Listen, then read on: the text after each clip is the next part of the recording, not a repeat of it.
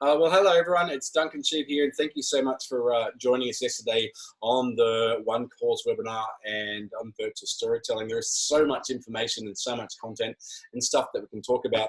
And I've got a list of questions here, which I'm going to get through as quickly as possible.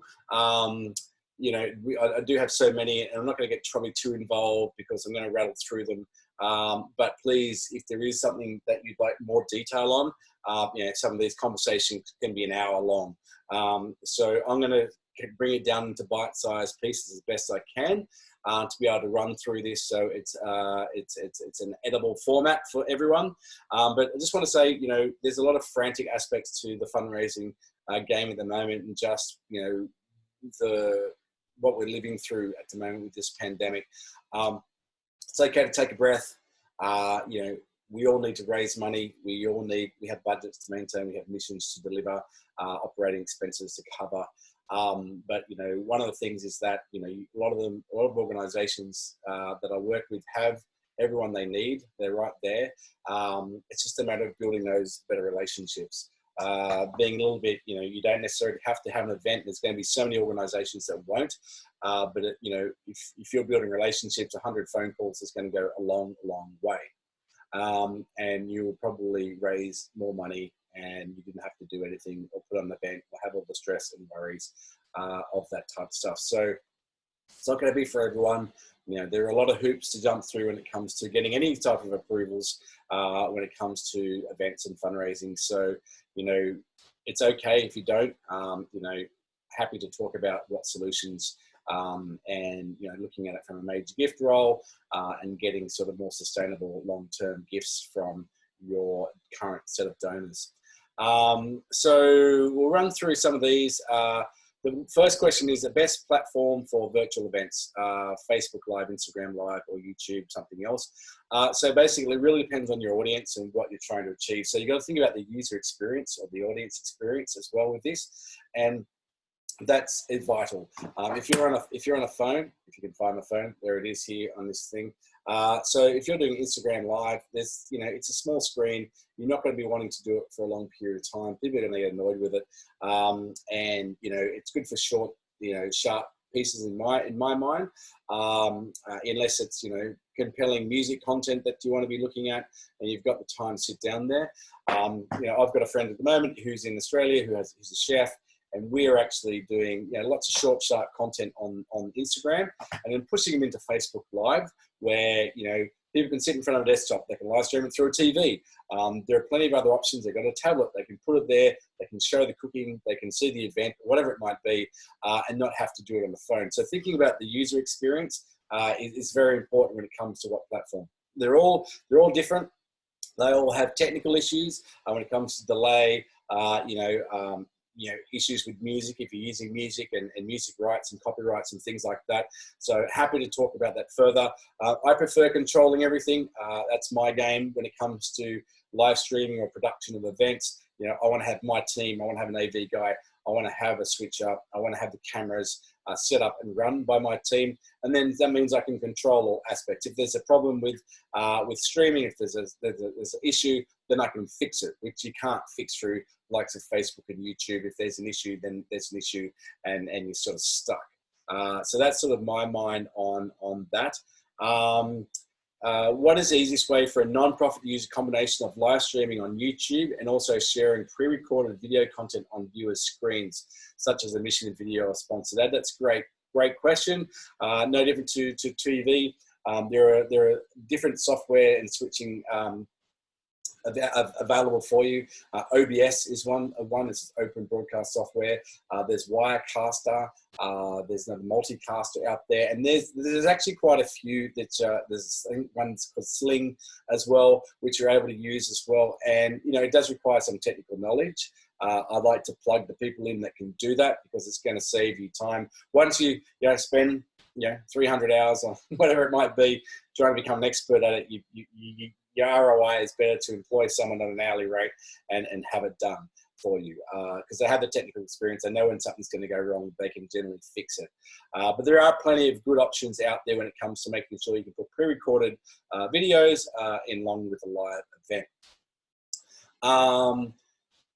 What software do we need to have a high quality production? Again, that's the OBS, Wirecaster, multicasting, these type of software components. And I'll put together a little list for you as well, so you can see those and review those. And they're really the budget hacks. It is specific, it is special hardware that you do need to make sure it runs, that you're running a live event effectively. Question for me was, Duncan, how would you do a virtual telecast right now in NYC if you can't get into a studio or be in the same room as your AV people? It is getting more difficult. That's the long and the short of it is.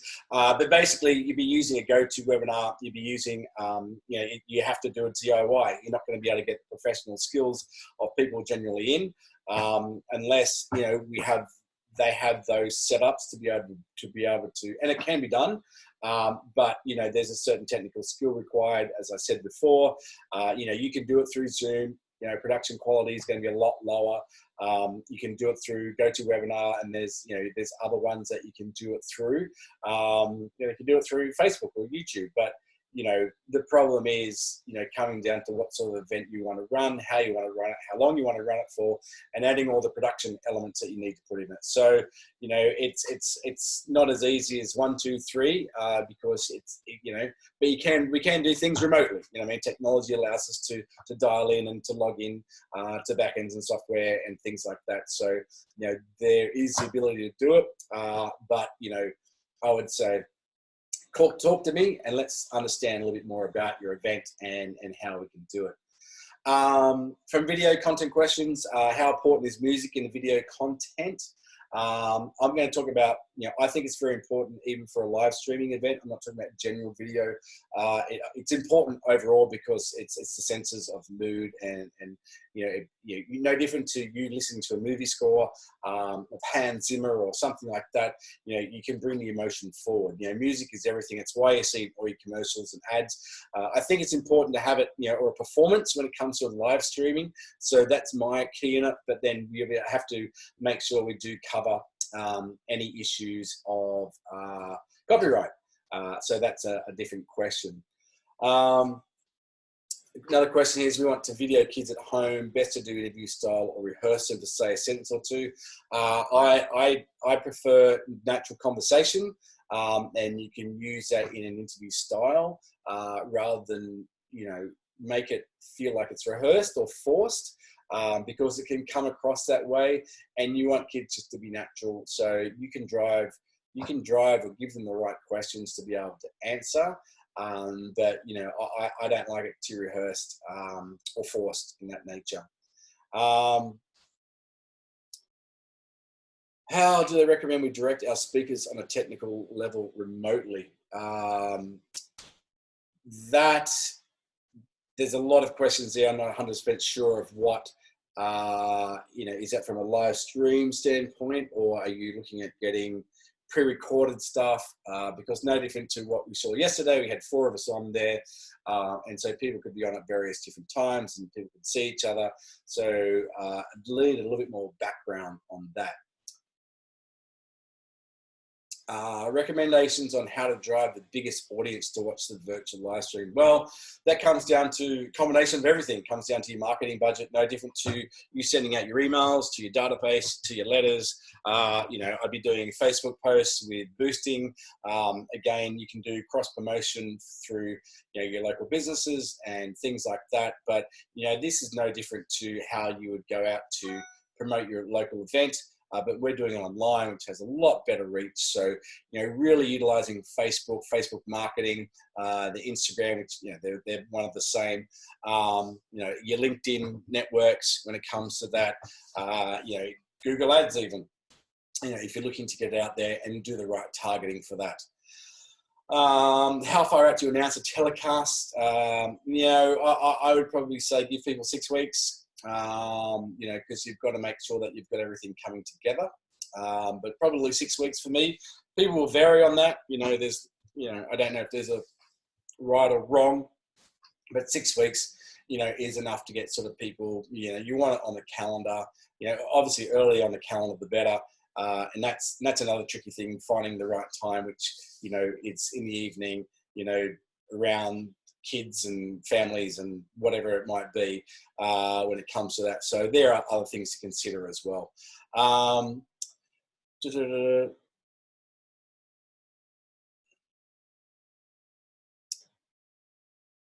Should you promote your live virtual event with a Facebook ad? Yes, absolutely. You know, the more marketing, you know, I always say you can't sell a secret. And so the more people you can reach, the more opportunity you'll have eyeballs, and which is just the more opportunity to raise more money. It's really as simple as that. Do you recommend selling tickets to a virtual event and password protect it? No. For me, it's not, because basically, why exclude people if it's going online? You want really, it's the opportunity to get as many people as possible in front of your mission, in front of what you do. And you got to think of this. This is not just a fundraising exercise. This is an exercise in branding. It's an exercise in people in education. There are so many aspects. No different to a normal event that you go to. If you go to an event, I can say 30 or 40% of the people in the room don't know a lot about the event. They've been brought here by a friend, family member, whatever it might be. You know, they're there for a good time. And no different to being online, but you have an opportunity to get in front of a lot more people. And that's what it's all about. You know, we want to cast the net wide, rather than trying to keep control of it, in my opinion, because there's no reason to.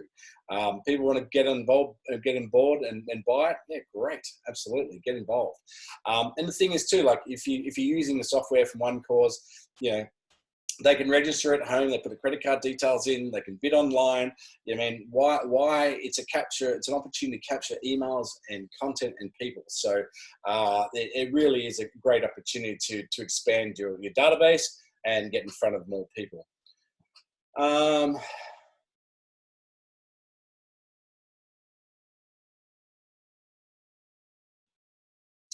For a virtual event, what is the right length of video and number of videos that should be part of the event to keep users engaged on the platform during the event and striking a solid balance so they're not overwhelmed or bored?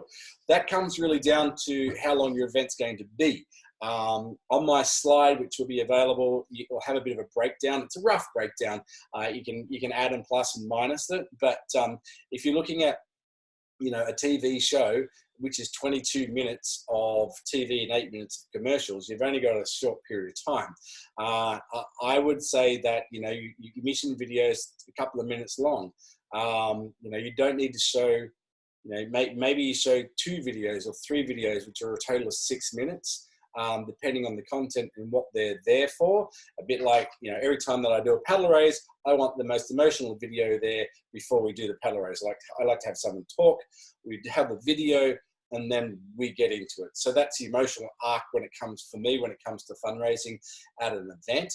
And it's, you know, if you're doing an hour, it's going to be a little bit different. So you've got to be able to make sure you fill the half an hour or hour slot that has high impact, high energy. And that's the thing, you need to make sure it's got high impact and high energy for everything that you do with this.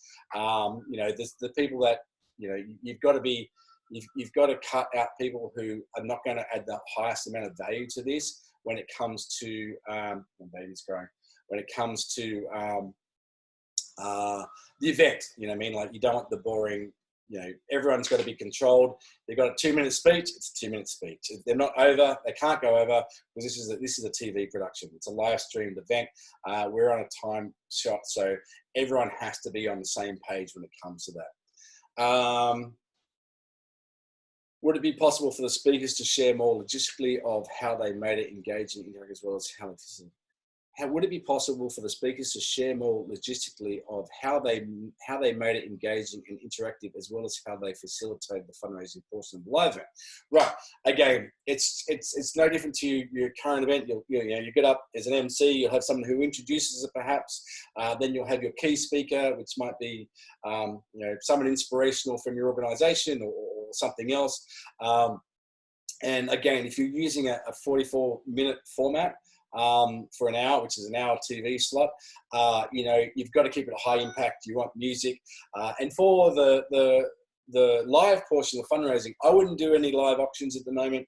I would pull that out. I would specifically focus on the fund, on the paddle raise, fund a need, fund a mission, whatever you call it, because that democratizes the fundraising. Whether you got $10 or $10,000, everyone can come together to be part of it. You know, we want to have a goal, you want to reach for the stars, but because of the technology, we'll have a scoreboard from the One Course platform, and we're able to, you know, go, righto, ladies and gentlemen, we're going to get this underway, but it's just online, you know, and so we're going to raise $100,000. Who has $10,000? Bang, bang, someone on the phone goes $10,000, comes up on the scoreboard, and boom, you know, we're getting that excitement, and we have to get that, you know, that hype around. It's exactly the same as being on stage, but you're going to be watching it through a box. You know, that's a key thing is, you know, having been on television as well, you know, it has to be up another level. Whoever's your auctioneer has to bring it up another level as well. They have to understand, to know, to look at a camera. They have to understand how to speak to the camera because they're speaking to you at home. So, you know, that's the live. It's easy to, it's, you know, for me, it's in my head. It goes, yes, that's easy because the text there, you've got the right auctioneer and the video camera there. You know, we're going to be able to do it. So yeah, again, but like, please let me know if you've got any other questions on that. It says Daniel can talk about program components. Again, in my PowerPoint, you can see some stuff there. In doing a fundraising virtual event, is there a good rule of thumb for live stream versus pre-recorded content? My advice would be probably about 30, depending on how strong your other content is. It really comes down to how good your production is going to be.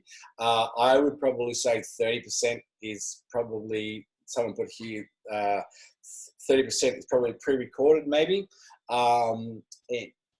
And maybe just, you need one video. Maybe it's the mission video that's pre-recorded, or if it's a celebrity which is pre-recorded, you know, saying thanks very much, you know, we love your support, blah, blah, blah. So yeah, 30 is probably a good number, just depending on, you know, but your commercials can also, so you've got 44 minutes, you're doing an hour, you've got 44 minutes of TV, you've got 16 minutes of commercials, and, you know, so you've got all that time as well. You've got 30-second commercials you can run, which can be video content, and they could be, you know, testimonials and whatever else.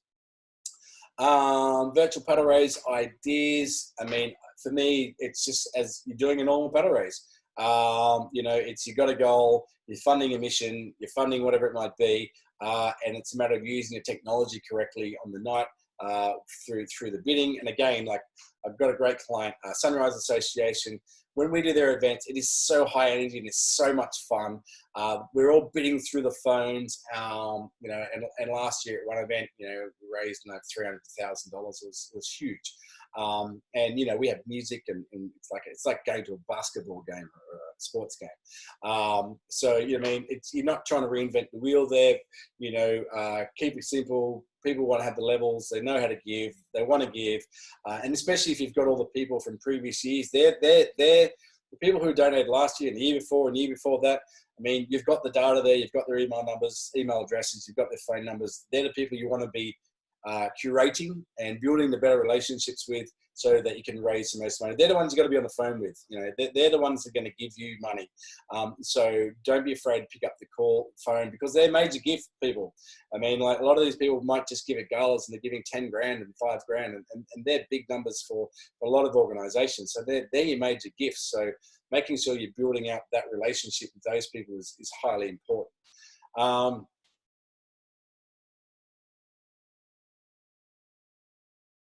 Look, how do you play games such as heads or tails virtually? Look, it's probably not for me to answer. I probably wouldn't get too gimmicky in that type of stuff. You know, there are some things that you could probably do. Like, we're actually been discussing doing a fundraiser using PlayStation and having competitions through virtually the VR, and, you know, around the globe of, you know, rally car racing and Formula One racing and whatever else, and the dancing that you've got there. So that could be a fun thing to do that you can integrate because it's all there. But the rest of the stuff, I'm not probably the best person to sort of give advice on that from how I do it virtually, only because I think it's It's a little bit gimmicky. Some of the stuff will take up a lot of time to do it, and the execution of it's got to be right. And there's too many things that can go wrong. How can we include doing an auction during a virtual fundraising event? Yep, that's easy enough to do again, but I would call it the paddle raise. I wouldn't go with a live auction, mainly because of the price sense. Everyone's tightening their belts. Discretionary spending's out the window. Maybe you make it as you raffle it, because you're going to have a better opportunity to get, to probably get a lot more money raffling some of these items. Now, I'll put it in the online auction. My focus at the moment would be to say definitely drive it through there, drive all that type of stuff into it. But doing it online, doing it virtually, sucks up time. It's if you're doing 4 or 5 items, you're 25 minutes. There's only a very, very small amount of people at an event who are going to bid on it. And unless maybe you do 1 item or 2 items, that would probably be about it for me. And they've got to be experienced. They've got to be, who can you meet and greet? CEOs, influencers, celebrities, who can you get access to, is where it is at the moment, because there's so much unknown when it comes to travel and where that's going to be in coming months or years. How are people bidding during the virtual events? How do you track that? Hey, One Cause has it all. One Cause has everything you need to be able to run a virtual event, or any event when it comes to that matter, because everyone registers online. It's no different to, you can either, at a normal event, you have people stick up their hand, they're pre-registered, they have a bidder's number, and they're doing that. But what they're doing online is that they're already pre-registering, and we're just driving them into mobile bidding. It's all being driven into mobile bidding. That for me is probably the best way to do it. You could do a number thing, but you'd have to be on a Zoom call, and you're going to be limited to spaces there. So it's probably not really the done thing to do. How do you ask for auction items right now? Again, my focus should probably be, looking at consignment. So consignment items, there's auction packages who do great work, and other consignment auctions items that will have great items for you to be able to plug into your event at no cost. It's no risk, no fee. So if you don't sell it, there's no risk to you. But there are some great organisations out there that will be able to supply you with trips and other things like that to be able to plug into your fundraising event. And again, it reduces the burden of having to ask board members and other people who are going through the pain of where we are, where something like auction packages, it's all plugged in, it's ready to go.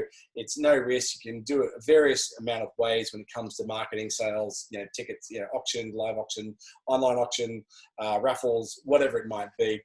So there's plenty of good ways to be able to look at that and get some good returns without having to go into the ask as well.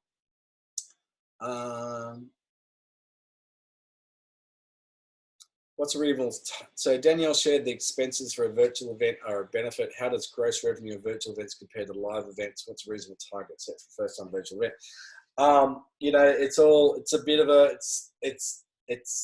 So if you're going to run a live streamed event, you can, and like I'm talking about, me control it. We have the camera crew. We're doing it all as a production. At the cheaper end, it's going to be sort of, we've got graphics, we've got all those packages for you. It's cheaper in sort of 8 to 10 grand. I think that the right number is going to be about 25 to 30. And that's, it's a TV, quality broadcast production. You can add more cameras and you can add all that. It can be a massive number, but that to me is sort of the number. And if you're looking at, just remember, like if you've got your key people who have 300 people at an event, they're the people that obviously, from last year that you're targeting. They're the people who were in the paddle race. So their relationship, they're people that you have relationships with that you should be building on. And then you've got the rest of the world. So you've got all your donors in your other email marketing and segmented lists, whether they're annual donors or monthly donors or whatever it might be, all these people, and then you've got the rest of the world outside that. So in terms of revenue experience, it just depends on how good an event you put on. But the numbers are there when it comes to eyeballs to be in front of a lot more people.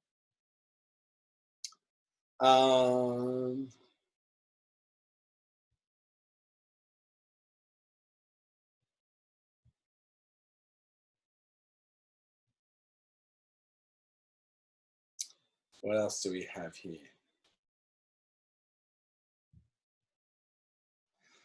Any tips on how we engage third parties to host virtual events in support of our organisation? It's relationship building. It's just, if you've got a right relationship and you've got a good idea, then it's just about asking, having the ask. The worst thing that people are going to say is no, and that's not a bad outcome. But it's just about having. It's like anything. You've got to have the right pitch. You've got to have the right product for people to be interested in. If they're already involved with your organisation, then it's going to be easier. You can ask people for input. You can say, what are your thoughts on this? You invite them in rather than telling them what it's going to be, and get their input and get their ownership over this as well. So that's probably the easiest way in my mind to be able to do that. I'm looking at.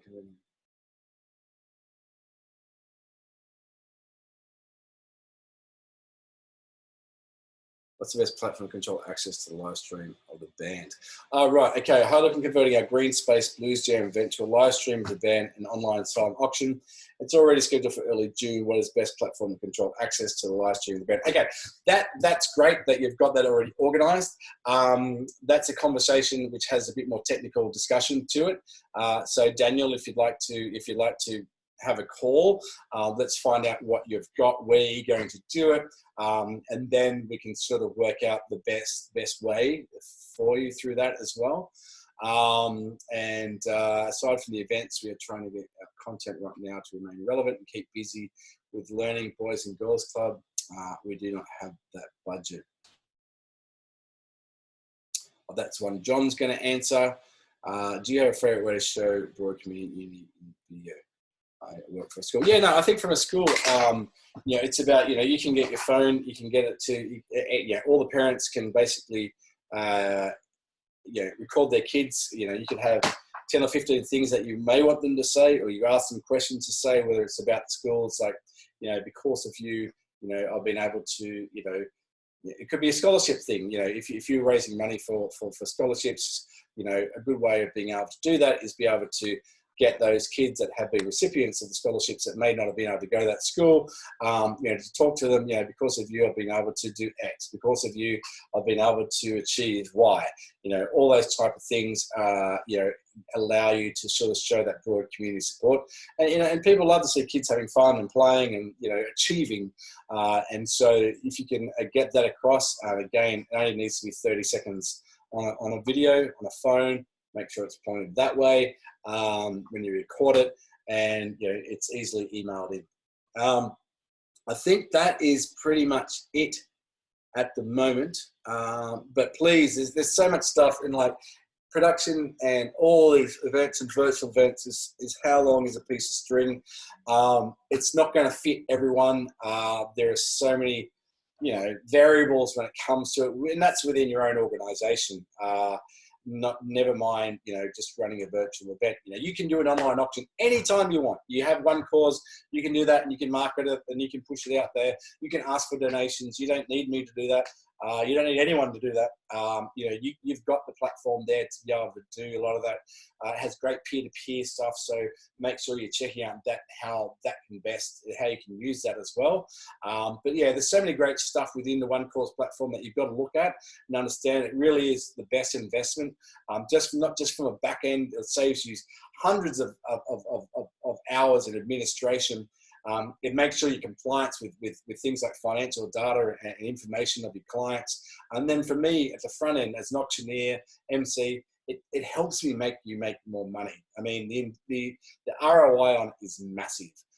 And so thing is, get into the One Course platform, understand it, understand what the benefits you can do. A lot of stuff you can do. You don't need me when it comes to live stream, to actually getting it out there, because the One Course platforms are web-based, it's web-based, so it can send text messages, you can log in, you can do all those type of things and get people involved and engaged in your nonprofit. But please, I'm always happy to chat, I'm always happy to be part of it, so I look forward to more questions coming my way. Thank you very much.